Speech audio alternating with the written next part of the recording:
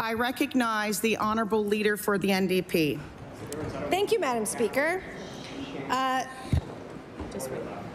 Nova Scotians want doctors, the ones I talk to.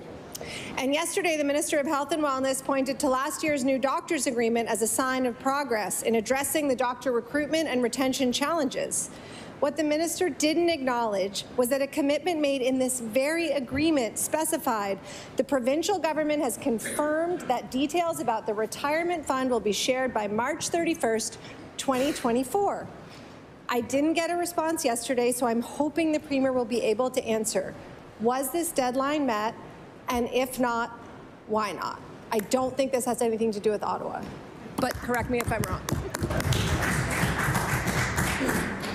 I recognize the honourable Premier. Thank you, Madam Speaker. And what we've done since we've taken government is work with healthcare professionals. We haven't fought with them.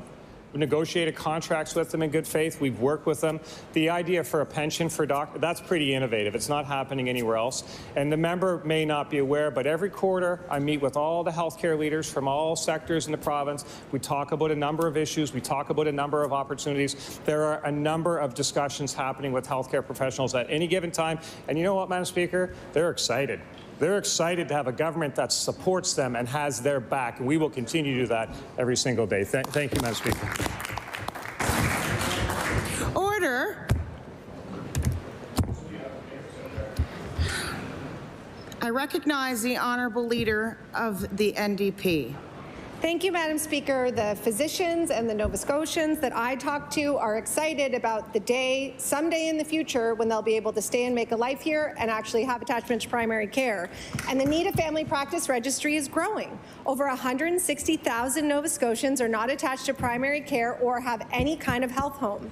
Despite efforts to manage the list, Nova Scotia Health is internally preparing for a projected unattached population of 200,000 within the next decade. Meanwhile, despite inflated claims, last year there was a net increase of just 10 family doctors. How is the Premier going to attract and retain the number of doctors we need if he can't keep his promises to them? I recognize the honourable Premier. Madam Speaker, the people working in the healthcare system, they're hopeful for the first time. They see the progress, and they see that what it means to have a government supports them. Unlike when the last time Nova Scotians gave the NDPs the keys to the province, you know what they did, Madam Speaker?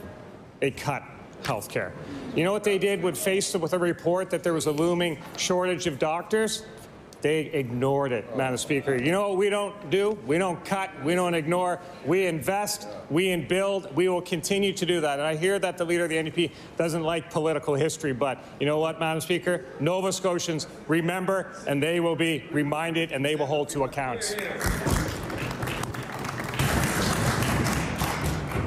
I recognize the honourable leader of the NDP. Thank you. The people we're holding to account is this government, and apparently they don't like it. Doctors Nova Scotia cautioned that this government would not ratify Doctors Nova Scotia cautioned this government that it would not ratify the 2023 agreement without the commitment to give doctors concrete details about this promised retirement fund by March 31st, 2024.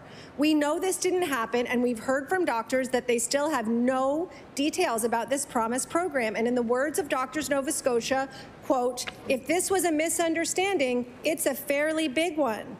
The shortage of doctors, especially family doctors, is one of the key issues facing our healthcare system. Can the Premier explain to Nova Scotians why he broke his promise to family doctors when we need them so badly? I recognize the honourable Premier. Thank you, Madam Speaker. As a matter of fact, the agreement with Doctors Nova Scotia with doctors was ratified. And do you know what else, Madam Speaker? You know how many other agreements were ratified in this province since we've been governed just 3 short years? 289 agreements. Tough but fair, including agreements with doctors, nurses, paramedics, teachers. I could go on, Madam Speaker, but I just want to let this House know that we negotiate in good faith. We believe in the collective bargaining process, and that agreement was ratified because it was a good deal for Nova Scotians.